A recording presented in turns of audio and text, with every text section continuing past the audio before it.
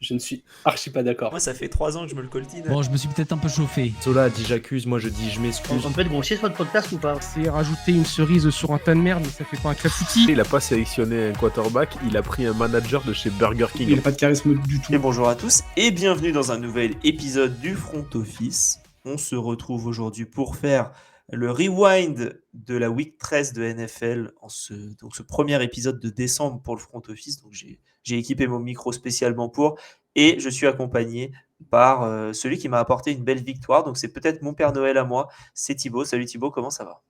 Salut Alex, bah écoute, ravi de faire ton bonheur, de faire la joie des supporters des Dolphins. Écoute, si on peut apporter de la joie sur cette planète, on ne demande pas mieux. Je suis très content d'avoir vu un pick 2 ce week-end. Ce qui est assez rare quand même, un pick 2, donc conversion à 2 points intercepté et renvoyé de l'autre côté, du côté des Dolphins. Et toi, comment ça va sinon? Bah écoute, ça va. J'ai sorti mon petit suite des Bears pour bien appuyer sur le fait que cette équipe est totalement illisible et qu'on ne s'y attendait pas. Et j'avais envie un petit peu d'être taquin. Alors pour la petite histoire, pourquoi j'ai un suite des Bears? Parce que tous les ans à Madden, quand je prends une équipe, je prends toujours un petit truc de merch pour cette équipe quand elle me fait bien kiffer. Et l'année dernière, j'avais pas mal kiffé avec eux. Donc voilà, j'avais les résultats de cette année, on va dire. Ouais, t'étais un peu leur Ben Johnson, quoi. C'est ça. Un peu Big Ben, du coup. Bien vu. Bien vu. Et bah voilà, hein, on vous rappelle, suivez-nous partout, le Front Office, rejoignez-nous sur Discord, sur Instagram. On commence à mettre des réels qui marchent. Attention, qui va nous arrêter? Qui va arrêter PA? On ne sait pas. Mais voilà, venez discuter avec nous sur le Discord. Tous les liens sont en description. On a un autre épisode qui arrivera jeudi avec évidemment la preview de la semaine 14. La dernière ligne droite, Thibaut, hein, comme on dit à chaque épisode. C'est ça.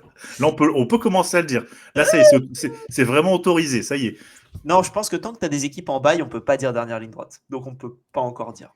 On pourra dire à partir de la semaine 15. Eh ben, ne le disons pas alors. Gardons ça pour nous. Gardons ça secret. On ne dira pas ça.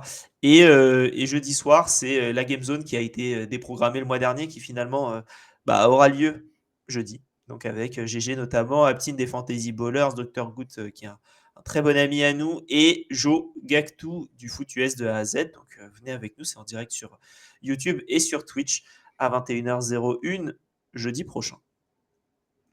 Thibaut, on va pouvoir commencer avec le preview et pour ça, avec le rewind, pardon, et ce sera d'abord l'employé de la semaine. Mon contact à Washington dit qu'on n'a pas affaire à un élève, mais qu'on a affaire au professeur. Ce type-là est un professionnel. Pour l'employé de la semaine, on va se poser une question simple. Hein, qui est le joueur de la semaine? Voilà. Pourquoi faire simple quand on peut faire... pourquoi faire compliqué quand on peut faire simple? Et donc, Thibaut, je vais te laisser... Non, tu sais quoi, je vais prendre la main parce que toi, le tien enchaîne sur ton gros dossier. Donc, on va essayer de faire des transitions intelligentes. Donc, je vais commencer avec un joueur qu'on a annoncé pour mort. Et en plus, il a été tradé aux Jets. Donc, ça fait quand même beaucoup de...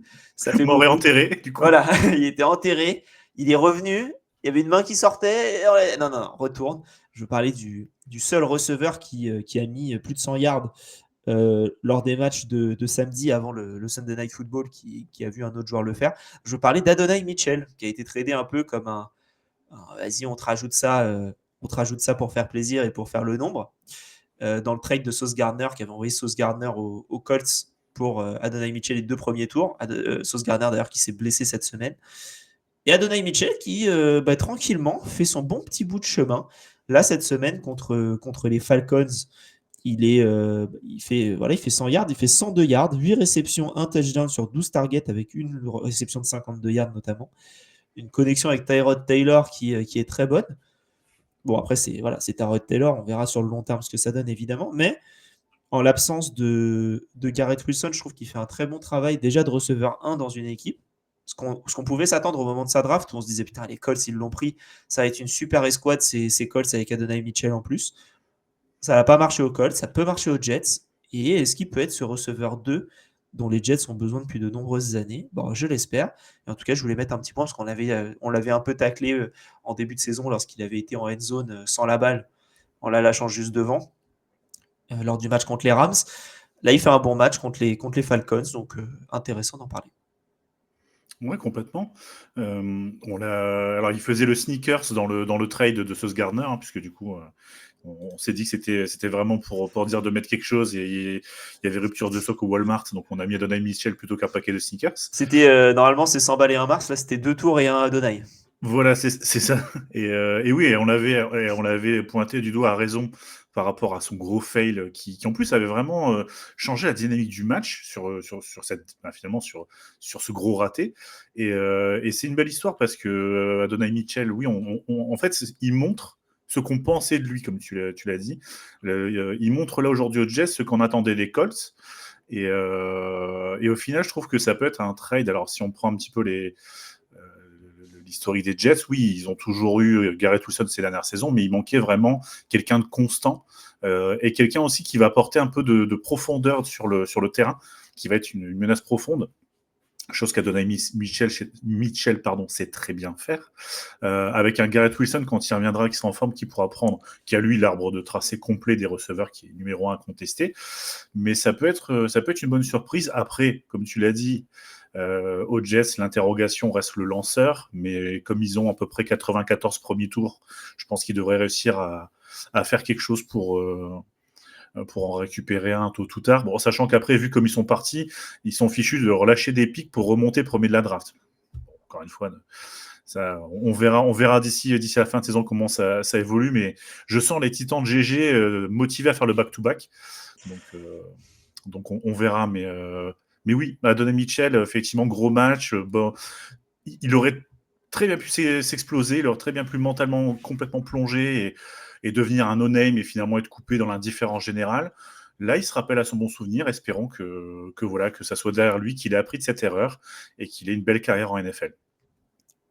C'est ce qu'on lui souhaite en tout cas pour A.D. Mitchell, comme ils disent aux États-Unis. Et je trouve que ça marche très bien en France aussi, A.D. Mitchell. Tant que c'est pas sa dernière séance. Bien vu. Je te laisse enchaîner avec ton joueur. Et ben moi, alors, c'est un joueur, mais au travers du joueur, c'est aussi l'équipe. Ce sont les Green Bay Packers, de notre cher Lala, entre autres, puisqu'on a quelques fervents supporters des Packers sur le Discord et on les salue. Mais plus précisément, Micah Parsons, qui a encore fait une prestation XXL à Thanksgiving, donc il a l'habitude. Mais là, vraiment, il a encore eu un impact incroyable en termes de pression. Donc, il sort sur la victoire des Packers contre les Detroit Lions de Guilty, 31-24. Et il se retrouve avec une fiche statistique qui est quand même assez intéressante de 4 plaquages, 2 sacs et demi, et je crois qu'il avait 7 ou 8 pressions. En tout cas, selon la NFL, mais qui les recense difficilement, je trouve, ils en mettent 4 des QB pression, des pressions sur le quarterback. Ouais, mais je pense qu'il y en a eu un peu plus, honnêtement. Après, voilà, il faut voir jusqu'où ils comptent les pressions. Mais dans tous les cas, ça a été une telle menace que forcément les Lions ont dû le prendre en considération, et ça a aussi libéré de l'espace pour les autres. Et on a une performance, voilà. Alors, au-delà de ça, Jordan Love fait un match très propre, quasi XXL, et un match qu'on aimerait voir plus souvent, parce qu'il y a encore une fois pas d'erreur mentale, des bons tracés. Il trouve ses receveurs, ça distribue bien le ballon. Et de l'autre côté, on a Micah Parsons, voilà, qui a démoli la O-line des Lions, qui a démoli Jared Goff, qui est rentré dans sa tête parce qu'à un moment donné, on voyait que c'était panique à bord sur chaque drive, ou presque. Et ça montre l'impact de ce joueur sur les Packers. Alors, encore une fois, est-ce que sans lui, la donne serait différente pour les Packers, je pense. Oui. Mais c'est vraiment ce game changer qu'ils sont allés chercher. Et offensivement, ils ont toujours eu les armes, mais là, défensivement, ils ont vraiment ce joueur qui fait les différences. Et voilà, à voir jusqu'où vont aller les Packers. Mais je trouve que Micah Parsons, défensivement, apporte une telle pression que forcément, au bout d'un moment, ça finit par craquer. Et à côté de ça, si Jordan Love continue à être propre comme ça, voilà, les Packers peuvent vraiment avoir de beaux espoirs dans cette division. Totalement. Une bonne distribution du ballon de Jordan Love sur lequel j'ai suffisamment tapé pour reconnaître quand ça fonctionne. Avec notamment Dontavion Wicks, qui a fait un bon match aussi offensivement. Et à chaque fois qu'il rentrait sur le terrain, tu savais qu'il allait prendre la balle limite. J'ai l'impression qu'il était sur la sideline, dès qu'il venait, hop, tiens allez Dontavion, prends ta balle. Tiens, c'est pour toi. Tiens, c'est pour toi. Et puis sur ses 7 targets, il fait 6 réceptions, 2 touchdowns quand même. Donc c'est un Ouais, top puis match. avec un Christian Watson aussi, avec un Romeo. Donc en fait, ce qu'on reproche aux Packers, et je souscris totalement parfois à cette analyse de dire qu'il n'y a pas de vrai numéro 1, mais là en l'occurrence, ils ont bien su y faire. Et voilà, victoire, pour le coup, victoire de Matt LaFleur dans son game plan. Maintenant, encore une fois, on retiendra aussi, on modérera le propos en disant que Matt LaFleur, quand son plan de match marche, ça marche très très bien. Moi, j'attends de voir un match où ça ne marchera pas, il devra se réinventer, parce que c'est souvent là où il est en difficulté. Assez d'accord. Bah écoute, Thibaut, on va tranquillement se diriger vers le gros dossier parce qu'on va rester sur les matchs qui ont eu lieu jeudi. Donc c'est parti pour le gros dossier. J'ai un dossier énorme, plus gros que la terre, et celui-là j'ai mal au ventre, je me dis oh my god, je vais devoir le balancer. Et le gros dossier, on va se poser la question de l'événement, un match, une blessure, des décisions arbitrales, autres qui nous ont marqué cette semaine. Et toi, Thibaut, t'as bien mangé jeudi? Alors j'ai bien mangé, mais j'ai perdu des points sur le pick-em de Fantasy Ballers, mais parce que le résultat était assez surprenant. Mais je me suis régalé, oui, jeudi sur ces matchs de Thanksgiving avec donc du coup la victoire des Packers contre les Lions où c'était un beau match parce que malgré tout, alors les Lions, voilà, on va pas revenir sur les 4e tentatives et Dan Campbell. Si vous avez écouté l'enfer du dimanche avec Doug, on a cette espèce de débat de se dire mourir avec ses idées, est-ce que c'est une bonne chose parce qu'on est égal à soi-même, ou est-ce que se réinventer de temps en temps, ça peut aussi permettre de se développer. Voilà, chacun verra. Dan Campbell, visiblement, lui, il mourra avec ses idées et grand bien lui fasse. Mais je me suis aussi régalé des Cowboys. Qui donc ont battu les Chiefs, donc 31-28, donc c'est à domicile pour eux, face à des Chiefs qui restent toujours redoutables et qui les ont bien en difficulté. Et puis le retour de Joe Burrow, qui pour son retour au bureau du coup a mis une petite fessée au Baltimore Ravens, dont on parlera un peu plus tard, mais voilà, j'ai trouvé que c'était 3 beaux matchs, alors avec des scénarios qui sont assez dingues, parce que Green Bay et Détroit m'ont vraiment fait penser à 2 boxeurs qui se rendaient coup pour coup, un peu la même vision entre Cowboys et Kansas City, où c'était vraiment accroché. Il y avait vraiment des belles actions des 2 côtés, que ce soit en attaque, en défense. Enfin, ça s'est rendu coup pour coup. Pour les Cowboys, Dak Prescott a fait briller ces deux receveurs. Et j'ai envie de dire qu'il y a un élément que j'aimerais aborder, c'est finalement les traits de Jerry Jones. Parce que quand on voit aujourd'hui l'impact d'un Quinnen Williams sur la défense des Cowboys, je sais pas où ça peut aller, mais je sais pas, je me dis, je suis un peu hypé sur la fin de saison des Cowboys. Est-ce que ça ferait pas un petit rush avec des Eagles qui sont un petit peu inconstants, et surtout cette fameuse malédiction qui veut qu'aucune équipe de la NFCS ne gagne la division 2 ans de suite? Je sais pas. Mais en tout cas, le match était plaisant à suivre. Il y a vraiment eu encore une fois des belles actions. Et pour Bengals Ravens, bon là c'était un peu moins sympa notamment côté Baltimore, parce que j'ai l'impression qu'ils sont retombés dans tout leur travers. Et puis le retour de Joe Burrow, voilà, on sait très bien que ça va permettre à Zach Taylor de dire oui, mais vous avez vu, si j'avais Joe Burrow toute la saison, je serais plus fort. Ouais, c'est le problème un peu de... Ma draft de la ligne. Ouais, et comment dire, attention aux Bengals qui sont qu'à 2 victoires de la division. Hein. Oui, en plus. Et je sais pas si la NFC Nord, tu peux la choper en 9-8 cette année, mais il y a des chances. Donc là, ils sont en 4-8, il faudrait faire un perfect jusqu'à la fin de la saison pour espérer gagner la div, parce que tu les tireras pas en playoff autrement que par la div. Oui. Les Ravens, c'est compliqué, les Steelers, c'est compliqué. Oui. Mais ouais, bon, c'est... J'aurais pas pensé qu'il y aurait une chance pour les Bengals à ce moment-là de la saison, et au final, on n'en est pas si loin. Bon, après, une défaite et c'est fini. Oui, mais c'est un peu, on se retrouve un peu dans le même scénario que l'année dernière, où chaque match c'était win or go home, en fait. C'est ça. Et c'est un peu toujours le même constat. On se répète toujours sur les Bengals. On est toujours en train de se dire, enfin, début de saison kata, il y a la blessure de Joe Burrow. Joe Burrow revient, ils ont des espoirs de playoff parce qu'autour de la division, ou du moins la conférence, l'année dernière c'était plus la conférence qui était prenable. Voilà, à un moment donné, c'est vrai que les déceptions, parce que dans la AFC Nord, il y en a quand même presque 4. Les 4 équipes sont décevantes par rapport à ce qu'elles produisent. et encore plus par rapport au scénario. Enfin, je veux dire, les Steelers, on n'attendait pas grand-chose. Finalement, on s'est dit, ils vont gagner la division au la main. Là, ils sont en train de replonger. Les Ravens, c'est pareil. On s'est dit, gros contender pour finir à se poser la question, est-ce qu'ils vont pas faire un top 5 à la draft pour remonter. Enfin, c'est illisible. Ouais, je suis assez d'accord. Bon, toi, en tout cas, tu t'es régalé à Thanksgiving. Et moi, ce dont j'ai envie de parler, c'est que on a moins bien mangé à 22h.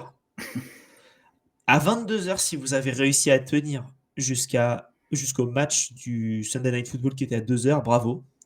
Parce que moi, c'est pas le cas. Je suis parti à un moment. J'ai regardé les résultats parce que j'avais des impacts fantasy qui m'ont sacrément déplu. J'ai perdu. Je me suis fait éliminer d'une ligue guillotine parce qu'ils ont décidé de faire une passe à Ashton Genty, les Raiders, alors qu'il n'y avait plus rien à jouer. Donc, je suis très heureux. Mais les Seahawks qui ont explosé les Vikings 26-0, les Vikings offensivement, c'est 0 cette année. Je commence à avoir peur pour Kevin O'Connell, qui se fasse virer, ce que je trouverais très dur. Parce que là, pour le coup, tu joues avec tu as joué avec Carson Wentz et avec Max Brosmer une bonne partie de la saison et ça rend rien. Après, tu me diras, même avec JJ McCarthy, c'est pas ouf. Est-ce que c'est vraiment dû à O'Connell ou est-ce que c'est plus dû à McCarthy, hein, parce qu'il a quand même bien réussi avec Cousins et il a bien réussi avec Darnold. Donc voilà, les Seahawks, défensivement, c'est monstrueux. 4 interceptions, il me semble, et un fumble recouvert. Pouf. Ouais, c'est très énervé. Après, oui, je pense pas qu'ils soient en danger, mais on va dire qu'il a grillé un joker, ou du moins son cordeau offensif, parce que c'est souvent le premier fusible qui passe. Maintenant, oui, je pense que la vraie responsabilité est éventuellement, si il y a un licenciement de Kevin O'Connell, ce qui serait effectivement très très dur et une vraie surprise, c'est son impact dans le choix de JJ McCarthy. Oui, parce qu'il y avait Bonix encore. Exactement, et ça revient un petit peu. Si là ils avaient eu Bonix, eux, pour le coup. Oui. Ah bah oui, parce que Bonix, moi, alors, j'adore les Broncos, j'adore le joueur, j'adore l'équipe, mais s'il a le matos qu'ont les Vikings, waouh. Ah ouais, on va pas se mentir, hein, Jefferson, Addison, Naylor, et je sais plus. Hawkinson aussi. Hawkinson, et il y a un quatrième receveur aussi qui est très très costaud. C'est autre chose que Sutton, Franklin, Engram et compagnie. Enfin, et c'est correct, mais c'est que des receveurs 2, quoi. Et là, voilà, t'as 2 receveurs 1, techniquement, je trouve, et un tight end qui est très bon. Le jeu à la course est bon. En fait, tout est bon, quoi. C'est juste le QB qui est pas là. Bon, après, la ligne est bien moins bonne cette année que l'année dernière, mais quand même. Donc voilà pour les Vikings. Ensuite, on avait Raiders Chargers qui a été une purge intersidérale. Et Bills Steelers, qui franchement, le début de match était cata. Après, les Bills se sont réveillés, mais via le jeu de course. D'ailleurs, les Bills deviennent l'équipe à avoir mis le plus de yards à Pittsburgh à la course. Donc, ils se sont fait rouler dessus, les Steelers, comme jamais, pour le coup, on peut le dire. Et 26-7 au final, mais quand tu regardes le match, si les Steelers avaient gagné 10-3 en début de match, ça ne m'aurait pas choqué non plus, parce que les Bills n'arrivaient à rien. Et ouais, donc très, très dur en tout cas ces matchs de 22h. Et voilà, je voulais juste en parler parce que ça a été difficile. Ouais, je pense que c'est le revers de la médaille des matchs de Thanksgiving. Quand on voit les affiches, on voit les équipes. Il ne restait pas forcément grand-chose pour 22h, surtout si on considère que les Américains, en termes de programmation, sont très côte Est, côte Ouest. Donc à 22h, c'est souvent les équipes plus à l'Ouest. Ouais, il y aurait peut-être ils auraient mis les Rams à 22h. Rams Panthers, ça aurait été plus sympa, quoi. Ça aurait été plus fun, ouais, mais c'est sûr que oui, hier, fallait un peu lutter contre le sommeil à un moment donné. Et moi, j'avoue que j'ai lâché l'affaire au troisième quart-temps, quand tous les matchs étaient pliés. Je me suis dit, bon, on va se prendre une petite heure de sommeil en plus, ça ne fera pas de mal. T'as bien raison. Et ben écoute, on va pouvoir passer tranquillement maintenant à l'évaluation. Toi tu vis, toi tu vis, toi tu crèves. Hey, qu'est-il arrivé à notre justice savamment rendue par un conseil présidé par nos très sages anciens? Je les ai tous fusillés. Pour l'évaluation, je vais te laisser commencer, Thibaut, parce que tu vas parler d'une équipe dont on a pas mal parlé dans le preview avec PA.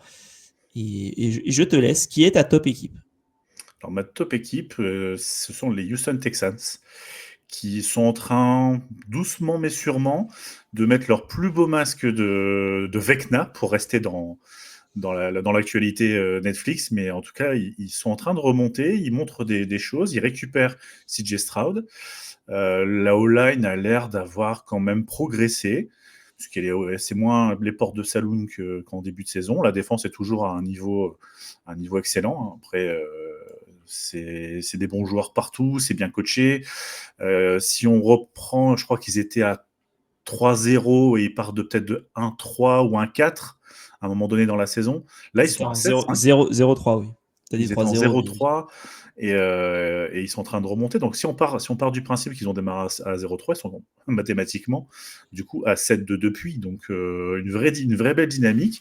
Et dans une division en plus où on ne les voit pas parce que l'école prenait beaucoup de lumière, les Jaguars prenaient un petit peu le restant, et on les avait un peu oubliés.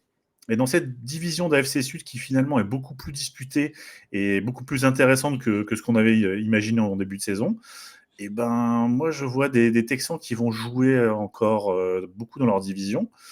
Ils doivent encore jouer les Jaguars, et ils ont encore les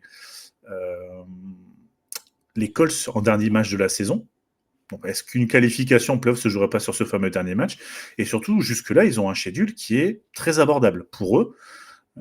Gros test la semaine prochaine contre les Chiefs, match qui vaudra vraiment son pesant parce que ça court-circuitera vraiment une équipe dans sa course au playoff. En tout cas, peut-être pas définitivement pour les Texans, ils auront peut-être encore quelques cartouches, mais pour les Chiefs, ça serait dur.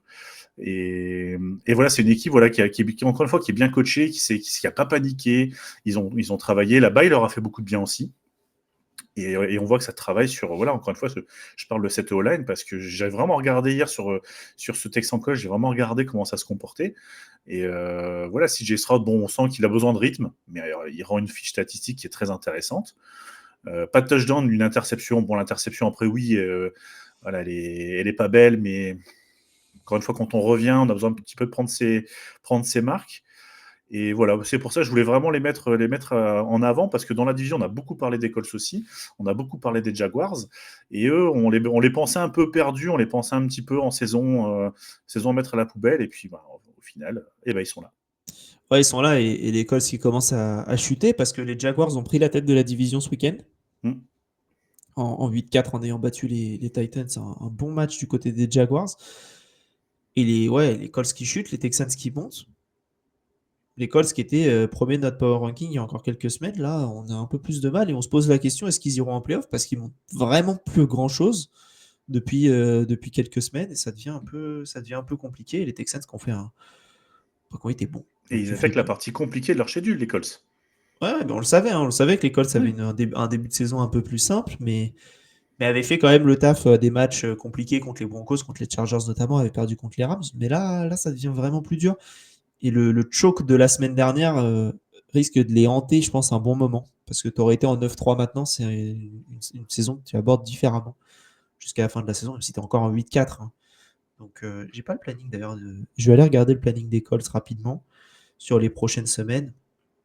Il reste semaine prochaine, ce sera les Jaguars, donc match pour la tête de la division. Après, c'est les Seahawks, les Niners, les Jaguars encore et les Texans. Donc oui, effectivement, il y a un monde où ils perdent les 5. Hein. Et surtout, c'est pour ça que ce match de la semaine prochaine des Texans contre les Chiefs vaut son pesant, parce qu'ils vont mécaniquement, s'ils gagnent, ils se rapprochent d'une des deux équipes qui sera en tête. Ouais. Mais s'ils perdent, ils s'éloignent de beaucoup.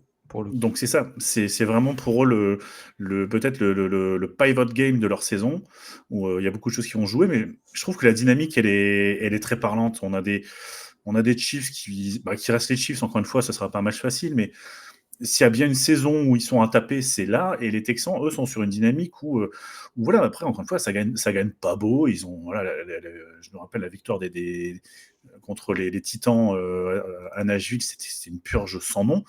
Mais encore une fois, ça gagne, et ils se mettent en position d'y croire. Donc voilà, c'était ma top équipe. Tu fais bien. Très bon choix. Moi, de mon côté, je vais partir sur une équipe qui, si elle avait perdu les playoffs, on pouvait dire au revoir, je pense. Mais en ayant joué les Rams, au final, ont gagné. C'est les Panthers. Les Panthers qui n'iront pas en playoff via la conférence, parce que ils sont en 7-6. Ils vont jouer leur bye. Les Niners, là, ils sont en 9-4. Les Packers en 8-3. 9-1, pardon, et les Seahawks en 9-3, je pense que via la conférence, ce sera compliqué. Par contre, ils sont en 7-6, mais les Bucks, qui sont premiers de la NFC Sud, donc la même division que les Panthers, sont en 7-5. Donc on est à une victoire d'écart, puisque les Panthers seront en bye la semaine prochaine et les Bucks vont jouer, je ne sais pas qui d'ailleurs, faudra que je regarde, mais ils ont encore un match à jouer. Donc ils seront à minimum une victoire d'écart. Et là, dans ce match-là contre les Rams qui d'ailleurs ont Matthew Stafford qui a battu le record du plus grand nombre de touchdowns marqués à la suite sans interception, puisqu'il en a mis 28, mais après c'est parti en cacahuète, puisqu'il a fait 2 touchdowns, dont 2 interceptions de suite, dont un pick six. C'est le meilleur quarterback cette semaine.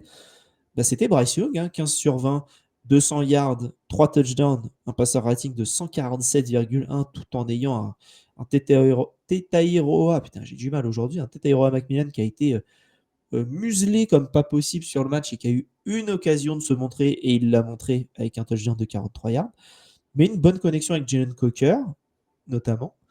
C'est Jalen, il me semble, j'ai un doute sur le prénom, mais en tout cas Coker, ça c'est certain. Et un match qui était qui s'annonçait très dur, qui a été compliqué, mais qui a été plus compliqué pour les Rams que pour les Panthers. Et les Panthers qui ont réussi à gagner ce match-là et qui étonne. Franchement, c'est la loterie toutes les semaines avec les Panthers. Est-ce qu'on aura un bon Bryce Young? Est-ce qu'on aura un mauvais Bryce Young? Est-ce qu'on aura une bonne équipe, une bonne défense ou pas? Là, on a eu un peu de tout et ça a fonctionné. Et si ça continue comme ça, c'est top. C'est top du côté des Panthers. On voit souvent le même d'un golfeur qui est habillé en clown et d'un golfeur super bien habillé en disant il y en a un, c'est les Panthers qui sont en 6-6 et l'autre, c'est les Chiefs qui sont en 6-6. Là, les Panthers sont en 7-6 en tout cas. Donc, ils ont le même bilan que beaucoup d'équipes très bonnes dans la ligue. Ils ont sensiblement le même bilan que les Texans qui sont en 7-5. Les Lions sont en 7-5. Les Bucks sont en 7-5. Les Ravens sont en 6-6, qui ont fait un début de saison compliqué. Mais voilà, les Panthers qui sont là. Ils sont là, ils sont peut-être sur une dynamique positive, mais alors hier sur le Discord, il y a eu un petit peu c'était notamment Franz qui disait ils aimeraient avoir la constance, parce que je pense qu'ils en ont marre de faire des arrêts cardiaques à chaque match, parce que c'est vrai que c'est les montagnes russes, les Panthers, à l'image de Bryce Young, dans tous les cas. Moi, c'est ce que je disais là. Loin de moi l'idée d'être obnubilé par la réussite ou l'échec de ce quarterback. Je me dis juste que si on prend les derniers matchs, il y a un très gros match contre les Rams, un match catastrophique contre San Francisco, un excellent match contre les Falcons, et après, on avait avant 2 matchs très, très, très compliqués aussi contre New Orleans et Green Bay. Donc, je pense que les Panthers, dans tous les cas, mourront et vivront par Bryce Young. Oui. Parce que quand il est en forme... Et il y a une décision à prendre en plus pour Bryce Young, parce que là, il va falloir choisir s'il valide la 5e année en option, car il va falloir l'accepter en fin de saison. Donc là, il est dans sa 3e année de contrat. Donc il est encore sous contrat la saison prochaine, certains. Ils doivent décider s'ils le payent 30 et quelques millions, je crois, pour la saison 2027. Il va falloir prendre la décision là à cette intersaison. S'il continue les matchs comme il fait contre les Rams, ça va accepter. S'il continue pas, en même temps, qu'est-ce que tu as qui peut être mieux quand tu vois un peu un JJ McCarthy qui a été pris? Bryce Young est bien meilleur. Quand tu vois ce qu'un Dylan Gabriel qui a été un des premiers QB pris cette année fait, c'est pas dingue. Donc en fait, t'as du bon, t'as du moins bon. C'est un peu compliqué du côté des c'est ça. Après, je connais pas la situation contractuelle en termes de cap des Panthers, mais tu sais ce que tu as avec Bryce Young. Effectivement, de se dire aujourd'hui, est-ce qu'on prend le risque de redémarrer un process de développement d'un quarterback? Ça se peut, encore une fois, ça se peut. Moi, je pense qu'une bonne solution serait de lui proposer un contrat mid, mais court, avec des sorties pour tout le monde, sans activer sa 5e année, mais de lui dire, écoute, on te prolonge de 2 ans ou 3 ans, avec un contrat sans être max, mais un contrat pour lui dire, écoute, nous, on croit en toi, mais on a besoin de voir un petit peu plus et de se laisser une marge de manœuvre. Ce qui avait été fait avec Jordan Love, d'ailleurs. Il y a quelques années où on n'avait rien vu de Jordan Love parce qu'il avait passé ses 3 premières saisons derrière Aaron Rodgers. Et il lui avait filé une 5e année en disant tu toucheras moins, mais tu peux monter un petit peu plus si tu es bon. Bah, il a été bon, il a chopé son contrat à 53 millions derrière. Bon, J'avais cet exemple-là en tête justement de difficulté de lecture d'un joueur. En tout cas, pour les Panthers, ils sont effectivement en situation 2. Donc je pense que en élément de réponse, le front office des Panthers, on aura aussi avec cette fin de saison à venir, parce que l'année dernière, c'était très compliqué, l'année d'avant, c'était très compliqué. Là, au final, ils jouent quelque chose, donc c'est déjà une progression en soi, c'est déjà une évolution en soi. Il y a des promesses dans cette équipe. Un Macmillan, ça montre des belles choses. Défensivement, il y a des belles choses. Contre les Rams, il y a notamment des interceptions, des jeux, des big plays qui ont été faits qui sont très intéressants. Maintenant, encore une fois, les Panthers, c'est Dr. Jekyll, Mr. Hyde. Ils sont très. Alors là, ils ont une semaine de bye. Après, ça reprend à la Nouvelle-Orléans. Donc après, match de division, donc toujours cette espèce de côté imprévisible d'un match de division. Tampa Bay, Seattle, Tampa Bay. Ouais. Si faut gagner les deux contre Tampa de toute manière si tu veux aller en playoff. Exactement. Et puis après, faut gagner contre nous pour que nous on puisse rester top 5 de la draft contre les Saints. Voilà. Non, mais surtout, ce serait avoir une dynamique et une constance. Surtout qu'en semaine 17 contre les Seahawks, ça va aussi être un très gros test contre une équipe qui, pour le coup, a tout pour les faire exploser. Ouais, totalement. Totalement. Je vais enchaîner avec ma flop équipe, mais assez rapidement parce qu'on en a parlé lors des matchs de Thanksgiving, c'est les Baltimore Ravens. Les Ravens qui étaient revenus un peu sur la base de leur attaque qui fonctionnait bien, avec une défense qui était encore un peu difficile. Autant Derrick Henry a bien marché à la course, mais on lui a pas donné beaucoup la balle au vu du scénario du match où ça a été très vite derrière au score et donc il fallait passer la balle. Sauf que normalement, Lamar Jackson fait une bonne saison quand il est sur le terrain. Là, ça n'a pas été du tout le cas. 17 sur 32, 246 yards. Alors c'est bien ça s'il y a 3 touchdowns derrière. Le problème, c'est qu'il n'y en a pas. Il y a une interception, 3 sacs, 65 de rating. Ce qui est, voilà, quand tu vois 65, en général, tu as une bonne idée de ce qui se passe.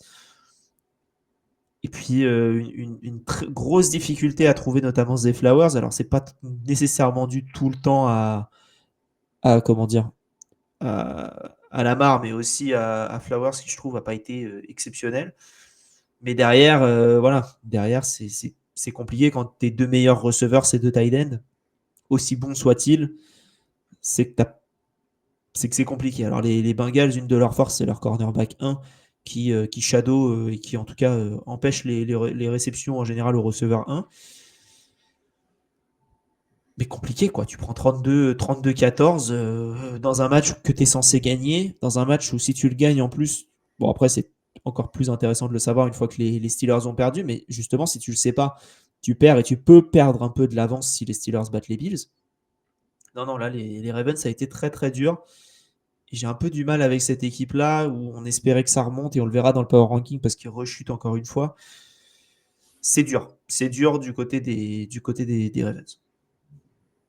Et surtout, c'est que les Bengals, comme tu dis, le cornerback 1, ok, mais alors le restant, par contre, c'était à perte et il se faisait rouler dessus. Enfin, on se disait à un moment donné, pareil, il y avait cette espèce de fracture entre, on en parlait dans une émission, cette espèce de fracture entre attaque et défense, entre l'attaque qui mettait que l'attaque mette 30 points pour les Bengals, je suis pas étonné. Qu'ils en prennent que 14, c'est étonnant. Ouais. Je le suis, et quand je vois les faiblesses affichées des Bengals qui étaient notamment contre le run, c'était pas foufou. Et ça n'a pas été foufou contre le run parce que le run ils sont bons, juste ils ont abandonné le run parce qu'il fallait lancer. C'est ça. Et c'est là où on voit un petit peu aussi une des faiblesses aussi structurelles de l'équipe des Ravens depuis plusieurs saisons, c'est l'absence de receveurs aussi X-Factor, on va dire. Pour reprendre un peu un terme Madden. Et pourtant, ils essayent. Hein. Ils ont drafté Hollywood Brown au premier tour. Ils ont drafté Bateman assez haut. Je ne sais plus si c'est un premier tour ou pas. Flowers, c'en est un. Ouais, ils ont essayé de Hollywood Brown, ils l'ont récupéré, mais ils l'ont récupéré en trade. Mais oui, c'est un ancien premier tour. T'es sûr qu'ils ne l'ont pas drafté? Pour moi, ils l'ont drafté et tradé ensuite. Ils l'ont tradé aux Cardinals, mais je crois qu'ils l'ont drafté. Je vais regarder. Après, c'est possible. Là-dessus, c'est possible. Mais oui, après, ce qui est vraiment. Si, il a été drafté. En plus, 25e par les Ravens. Par les Ravens. Bon, ok. En 2019. Ensuite, ils ont pris Rashad Bateman. C'est Rashad? Rashad. Voilà. Wikipédia qui a pas les fiches. Rashad Bateman, ils l'ont pris au premier tour en 2021, donc 3 ans après. Isaiah Flowers, ils ont dû le prendre en 2024 aussi, premier tour. 2023, premier tour. Ouais. Voilà, donc ça fait 3 receveurs pris au premier tour. Il t'en a aucun. Et Je puis, suis dur avec Flowers, mais il n'y en a aucun qui fonctionne réellement. Puis ils prennent en FA, ils prennent le cadavre de DeAndre Hopkins. Ils auraient dû le prendre 3 ans avant. Oui. Typiquement. Je veux dire, en plus, quand on y pense, dans le jeu des Ravens, un jeu très axé course, play action, etc., un DeAndre Hopkins il y a 3 ans, est-ce que c'est pas justement ce chaînon manquant qui leur aurait permis de gagner, d'aller plus loin, d'aller peut-être au bout? Enfin, Mais les Titans proposaient mieux. Fallait aller aux Titans. c'est ça. Non, c'est non, même pas. Il était allé aux Cards. Bon, il y avait ce trade complètement absurde des Texans vers les Cards. Et après, il était allé aux Titans, du coup. Ouais, juste après les Cardinals, dans mes souvenirs, il est allé aux Titans. Après, il est allé à Kansas City. Et après, il est allé aux Je Rams. vais encore en tête Kansas City. Ouais, mais c'est vrai que bon, du coup, les Titans, j'ai oublié cet épisode. Mais oui, voilà. Et on se retrouve avec des Ravens où finalement, là, on sait encore moins les situer parce qu'ils étaient eux aussi sur une belle dynamique, un peu à l'image des Texans. Et là, on a l'impression que c'est. Alors, est-ce que c'est, voilà, encore une fois, le match de division qui fait un peu tout dérailler, on perd un peu nos repères et ça va se remettre en ordre, je sais pas. Mais en tout cas, les Ravens, gros stop sur ce match. Ouais. Et ta flop équipe, toi, de ton côté? C'était comme quoi en NFL tout va très vite. C'était ma top équipe d'il y a 4 ou 5 weeks, c'est les Philadelphia Eagles. Pareil, match. C'était quoi c'était le Black Friday Game. Et ils ont été très blackés. Ils ont été même black hole dans le trou noir parce qu'ils perdent 24-15 à domicile contre les Chicago Bears, d'où le fameux petit sweat. Et surtout, c'est qu'ils se sont fait exploser au sol. Ils laissent 2 coureurs à plus de 100 yards. Alors, j'ai pas les statistiques en tête, mais je pense pas que ça soit arrivé souvent d'avoir 2 coureurs de la même équipe en face. Parce que Monangai est à 22 portées, 130 yards, un touchdown. DeAndre Swift, 18 portées, 125 yards, un touchdown. Et à côté de ça, Caleb Williams, alors on n'aime pas, on n'apprécie pas le personnage, le jeu, tout ce qu'on veut, mais au final, il fait 17 sur 36, 154 yards, un touchdown, une interception, mais il distribue un peu à tout le monde. 3 réceptions sur Cole Kmet, son tight end, Luther Burden prend 4 passes, Loveland prend 3 passes. Voilà, tout le monde prend un petit peu, tout le monde, pas forcément des gros jeux, mais quand on a vu le match, en fait, il fait ce qu'il faut. Il fait ce qu'il faut pour maintenir les drives en vie. Et en vérité, quand tu avances comme ça au sol, on n'arrête jamais un mouvement qui avance. En fait, ça, c'est une règle de base dans tous les sports. Ça marche au sol. Pourquoi forcer à la passe? Et derrière, voilà, les Chicago Bears, belle victoire. Alors, par contre, les Eagles, j'ai l'impression que c'est une équipe qui est en train de se détruire d'elle-même, un peu à l'image de leur saison post-Super Bowl. Post-Super Bowl, je sais plus, où pareil, ils avaient bien redémarré à 10-2 pour finir lamentablement et exploser. Et les Eagles, quand on les regarde, il n'y a rien, quoi. C'est compliqué, les Eagles, parce qu'on dirait qu'ils essayent de résoudre un problème à la fois en oubliant comment ils ont résolu le problème précédent. Donc là, ils ont essayé de résoudre le problème A.J. Brown. Alors, ils l'ont réussi, parce que 12 targets, 10 réceptions, 132 yards, 2 touchdowns. Super. Mais Saquon Barkley n'a pas avancé. Devonta Smith a été pas assez suffisamment, je trouve, impliqué. Et surtout, à la réception, tu as 5 receveurs et tu n'as que 2 receveurs à plus de 3 réceptions. Donc en Devonta Smith avec 5 et AJ Brown avec 10. Et Jalen Hurts, c'est pas bon dans ses lectures. Voilà. Défensivement, ça peut fonctionner, mais en même temps, il n'y a que 2 sacs. 2 sacs pour comment dire 2 sacs pour les Eagles face à Caleb Williams qui normalement prend 3 business days à lancer. Il y a eu peu de choses quand même. Il y a eu pas mal de pression, mais il n'y a pas eu de sac. 6 pressions selon la NFL, 2 sacs, ce qui est je trouve, très mauvais ratio. Donc ouais, non, je trouve ça très compliqué. Je trouve ça très compliqué côté Eagles. Ouais. C'est surtout que ils ont dans leur effectif des vrais points forts. Ils ont des gros points faibles. Je pense notamment au poste de cornerback numéro 2 qui pose toujours un peu question. Mais là, il n'y a même pas besoin. Et comme tu dis, ils règlent des problèmes en oubliant comment ils ont fait, comment ils ont résolu d'autres, comment ils oublient d'avancer. Là, la défense contre le sol, c'est pas possible. Ah non, c'est En pas effet. normal. Tu En peux pas. effet, tu prends 250 yards au sol sur un match, non. Ouais, par 2 joueurs. C'est... Oui. Ouais, c'est assez fou. Ouais. Tu t'en prends 40. Et puis, enfin, et puis 40 cette portées, impression, et puis cette impression que la défense est à la rue, à la ramasse. Et c'est que cette absence de pass rush, de pass rush efficace. Alors Jalen Carter fait son sac monstrueux comme il sait faire quasiment à chaque match où peu s'en faut, ou du moins où il a 2 mecs sur le dos, mais il avance quand même. Nakobe pour le coup, c'est un très beau jeu appelé. Mais en dehors de ça, on a eu un sentiment, moi qui ai vu ce match aussi, ce sentiment de se dire, ils s'en sortiront pas des 2 côtés du ballon. J'ai trouvé que sur ce match, c'était contact coupé, plus de vie, encéphalogramme de la grenouille plat. Voilà. Ouais, très compliqué. Franchement, je suis assez d'accord avec toi. Les Eagles décevants sur la saison. Hein. Ils sont à 8-4, mais ils sont décevants. Quand ils étaient en début de saison et qu'ils gagnaient, on disait que c'était décevant aussi.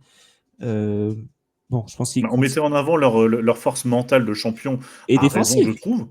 Et défensivement, surtout, il se passait rien aussi. Enfin, en special teams, ils étaient excellents. En défense, ils étaient bons. Là, si sur 40 portées, tu te fais rouler dessus comme c'est le cas là. Enfin, sur 40 portées. Attends, parce que tu parlais des stats à juste titre des running backs, je les avais sous les yeux il y a 2 secondes, je vais les rechercher, mais tu as un running back qui en 22 portées fait 5,9 de moyenne et l'autre qui en 18 portées fait 6,9. Ouais.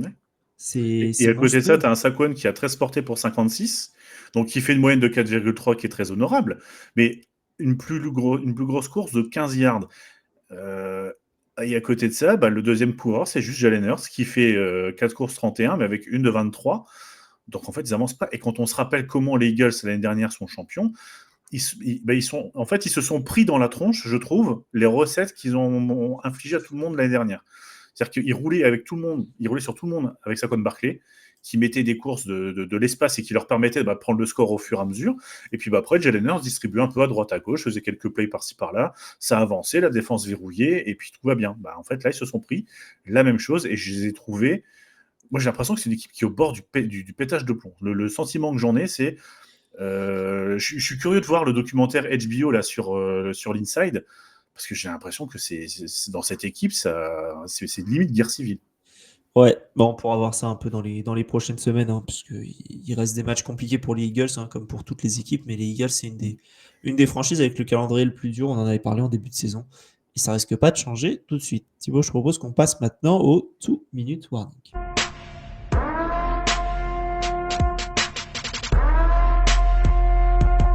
Et pour le 2-minute warning, on va parler de tous les résultats des matchs, et on ira un petit peu plus sur les matchs dont on n'a pas parlé du tout.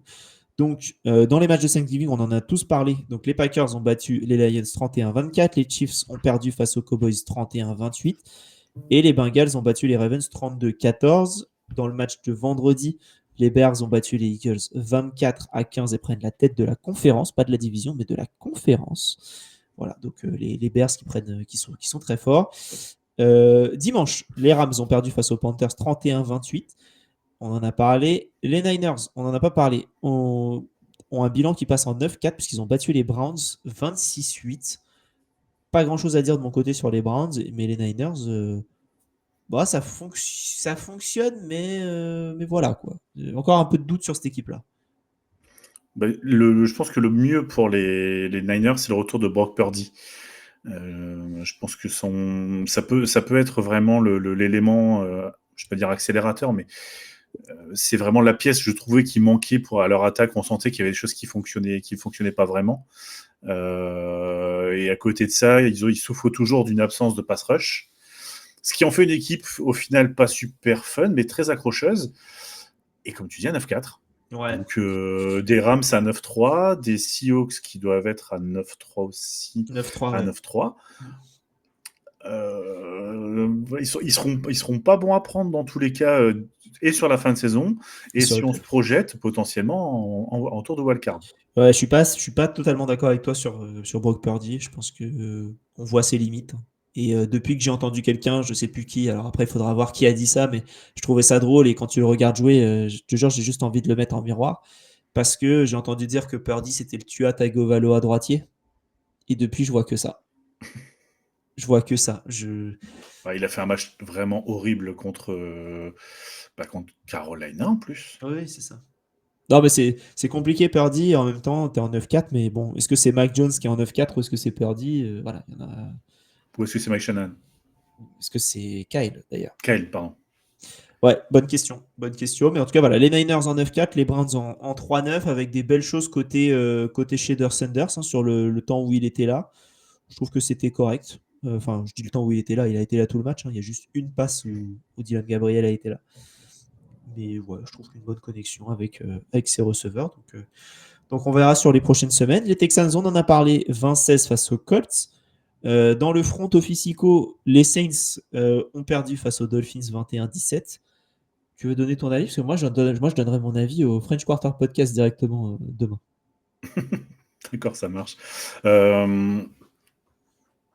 Les Saints, la défense montre quand même de bons progrès. Il y a des joueurs qui sont intéressants. Chase Young, c'est intéressant. Khaled McKinstry fait une interception. Il y a Jonas Anker, le safety rookie, qui est toujours intéressant. Non, Brian Breezy, c'est pareil, ça commence aussi à vraiment monter en puissance. Donc, côté défensif, il y a de vrais motifs d'espoir pour la suite. En attaque, en revanche, il n'y a pas de coureur. Ouais, il n'y a pas de coureur, ça pose problème parce que je trouve que Tyler Shook est pas si mauvais que ça. En tout cas, voilà, moi, je l'ai trouvé bon et je trouve que pour un deuxième tour, c'est ça. Et j'ai trouvé que. Alors, tu parlais avec les Eagles, ils règlent un problème, ils oublient comment faire l'autre. Je trouve que Kellen Moore, alors il y a des choses toujours à redire, mais n'oublions pas que ça reste un head coach rookie, donc il peut aussi se tromper, il peut aussi faire des erreurs.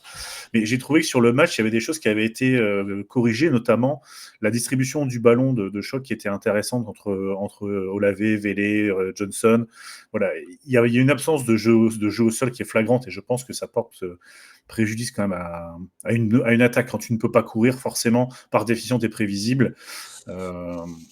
Après, voilà, le match, on le pense perdu à la mi-temps, parce que je crois que ça fait 16-0 à la mi-temps, un truc comme ça. Ah oui, c'est très compliqué. Moi, je t'avoue que je vois le match, je dis ok, je passe sur autre chose et j'ai même pas regardé le reste du match. Et je vois au final que le match est serré, je suis assez surpris.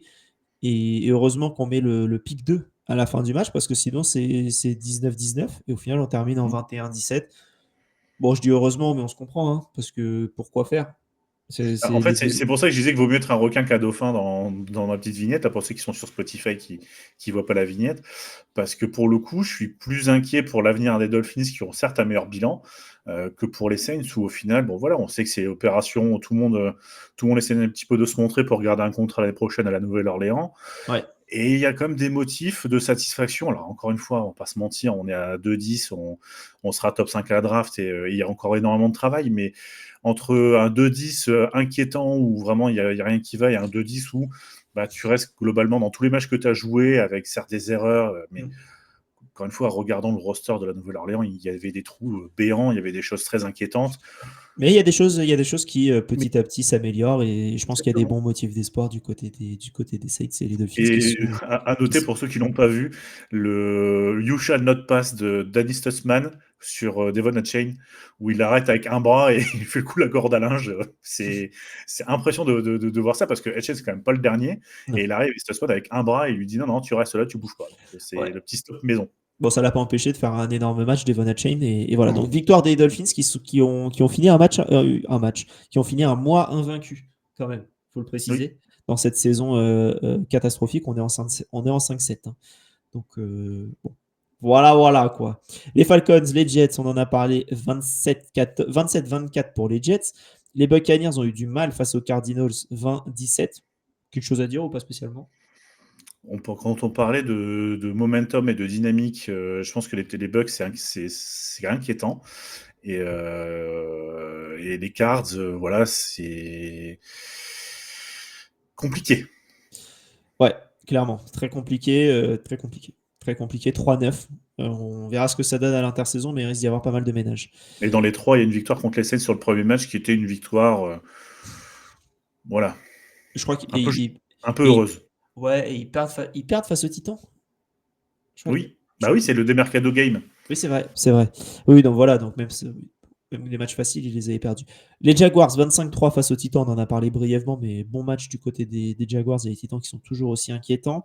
Et les matchs de dimanche, des matchs du dimanche à 22h, on en a parlé, les Seahawks 26-0 face aux Vikings, les Chargers 31-14 face aux Raiders et les Bills 26-7 face aux Steelers. Et après, je vais te laisser la main un petit peu, parce que j'ai pas vu le match, donc je te laisse en parler. C'est Broncos Commanders, 27-26 pour les Broncos qui passent en 10-2 avec des Commanders en 3-9. Voilà, on parlait des Cardinals qui étaient en 3-9. Bah, les Commanders aussi. Voilà. Un seul être vous manque et tout est dépeuplé, mais par contre, aux Broncos, ça avance plutôt bien.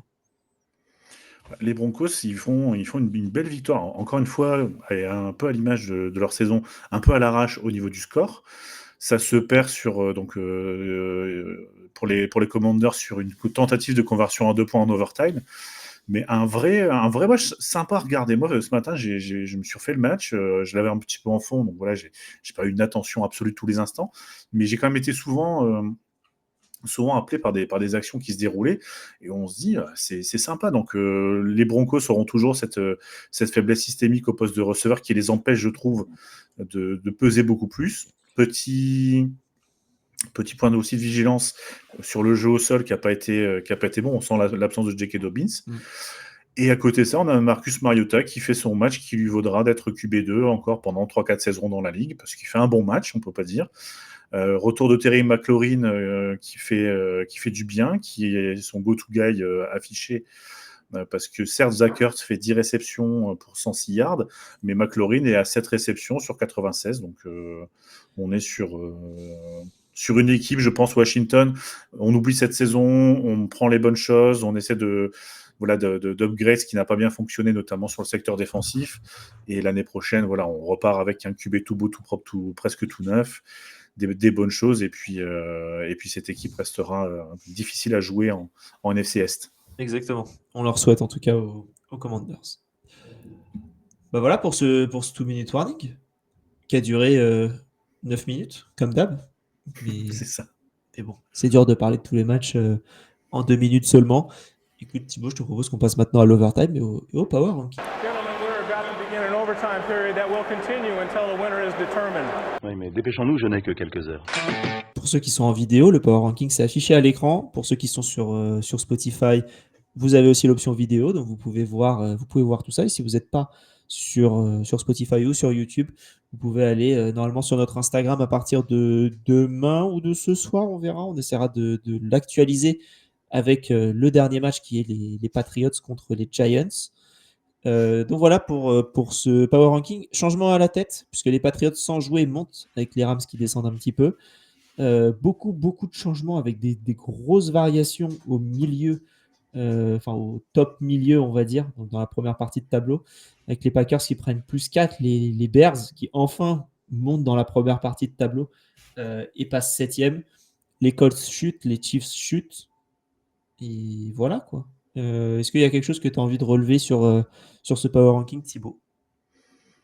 Non, comme tu disais, les Patriots, quand ils sont joués, oui, maintenant, c'est plus, je pense, la défaite des Rams qui est un peu inattendue contre les Panthers qui fait parce que les Panthers, eux, pour le coup, remontent, mais dans le power ranking, sont 18e, et je trouve que voilà, c'est un peu révélateur de pourquoi on les baisse. Ils ont perdu contre une équipe mid, donc mid plus, ça c'est sûr, ils sont sur une bonne dynamique, mais puis voilà, il y a ce côté où on les attendait pas perdre, et puis encore une fois, c'est compliqué parce que les Patriots du coup ont un meilleur bilan. Après, il y a Seahawks en 3 et Broncos en 4. C'est les meilleures équipes à l'instant T de la ligue. Et comme tu dis, il y a des variations parce que les matchs de Thanksgiving et les matchs là, en fait, ont amené ces variations parce qu'il y a des équipes, on va dire, qui se maintenaient sur, par exemple, je prends les Lions qui perdent 2 places, les Colts qui en perdent 5, les Chiefs qui en perdent 6. Voilà, après, il y a des équipes qui sont sur une dynamique dont on attendait une confirmation, et en fait, la confirmation, on l'a eu. Donc là, on a un petit peu un moment de bascule sur ces équipes. Je pense aussi aux Bears qui prennent 7 places. Oui, forcément, quand on a beaucoup d'équipes qui déçoivent en même temps et on a beaucoup d'équipes dont on attendait quand même une confirmation, que la confirmation arrive, on a des variations dans le classement avec, le le petit bonus sur les Jets qui prennent 2 places au regard de leur victoire. On a après à noter les Cowboys qui remontent un petit peu et des Chargers qui repointent le bout de leur nez près encore une fois, au niveau mid. Mais c'est vrai que ça devient très difficile quand on fait le power ranking. Enfin, ce matin, on le faisait en interne, là. Quand on voit les matchs, on voit les équipes, on voit les dynamiques, on voit les bilans, c'est très très compliqué, même d'une semaine sur l'autre maintenant, de jauger tout ça. Exactement. Et une des franchises qui, je pense, est le plus dur à jauger, c'est les Niners, hein, qui bougent pas alors qu'ils ont bien gagné face à une grosse défense. On a du mal, voilà. Ils sont à leur place et on a du mal à les bouger de la place 12 qui, depuis le début de la saison, est sensiblement leur place toutes les semaines. J'ai regardé, ils ont quasiment pas bougé de cette place-là depuis le début de la saison. Donc voilà pour ce Power Ranking qui sera disponible sur Twitter et sur Instagram dans la journée. Pour ceux qui écoutent ça mardi et qui, si vous l'écoutez mercredi, normalement ce sera dispo, sauf si j'oublie, comme ça arrive en ce moment. À noter l'AFC Nord, qui est le meilleur classement est 19e. Donc on est sur une division avec les 4 membres qui sont de l'autre côté de la bonne barrière, on va dire. C'est vrai, c'est un bon point, c'est un bon point effectivement à soulever. Ouais, alors que dans la... Ouais, c'est presque la pire. Enfin, c'est la pire, mais on a la NFC Sud aussi qui est pas mal. La NFC Sud avec le meilleur qui est 15e, c'est pas mal aussi. Ouais, mais après, on va dire que la NFC Sud, c'était un peu plus attendu. Bon, peut-être pas les Bucks 15e quand même, mais parce que les Bucks, qui à un moment donné étaient premiers, ils ont bien chuté aussi. Ouais. Mais à comparer, par exemple, avec la NFC North, où on se rend compte qu'on a les Packers en 5, les Bears en 7, les Lions en 10. Bon, c'est une division qui est quand même costaud. Et c'est pour ça que c'est toujours intéressant de voir les dynamiques, ces fameuses dynamiques de division. Et là, on arrive au fameux match interdivision qui vont se répéter semaine après semaine. Et ça nous promet encore de beaux débats au sein de l'équipe sur qui va où et qui mérite quelle place. Exactement. Voilà en tout cas pour ce Power Ranking. Et on n'a pas abordé les points sur le pick-em. Mais voilà, GG et Thibaut, vous êtes en tête avec 127 points. Voilà, tu es en bonne compagnie avec notre Nostradamus national, Thibaut. Du coup, je ne sais pas si c'est bien ou pas bien. C'est la vie, c'est la vie. 127, Anto à 126, je suis à 125, Doug 124, Guilty 122, PA 121, Alexandre 115, mec le meilleur score cette semaine, et Trey qui revient, en tout cas qui visiblement a écouté le rewind de la semaine dernière, puisqu'il a fait ses pronos cette fois-ci, et il a fait 9 points sensiblement comme tout le monde, donc bravo à Trey pour cette semaine. Et ça va conclure le podcast. Je vous rappelle, suivez-nous partout, @le front office sur tous les réseaux sociaux. On sera en live jeudi avec la Game Zone numéro 14, avec Jogektu du Foot US de A à Z, avec Aptine des Fantasy Bowlers, avec GG du front office, même si on le voit plus beaucoup, mais on lui fait quand même du bisou, et avec Dr Good qui est un de nos actionnaires du front office. Donc on lui a réservé une petite place sur une Game Zone et c'est là. Donc voilà, ça va être une bonne petite émission avec PA. On l'a bien préparé vu qu'on l'avait déjà préparé pour il y a un mois. Donc voilà les amis, merci Thibaut pour cet épisode. Avec plaisir. Et on se retrouve jeudi matin pour la preview de la semaine 14, presque l'avant-dernière ligne droite en tout cas. Et puis voilà, plus qu'à vous souhaiter une bonne journée. Merci d'avoir écouté cet épisode et vive le football.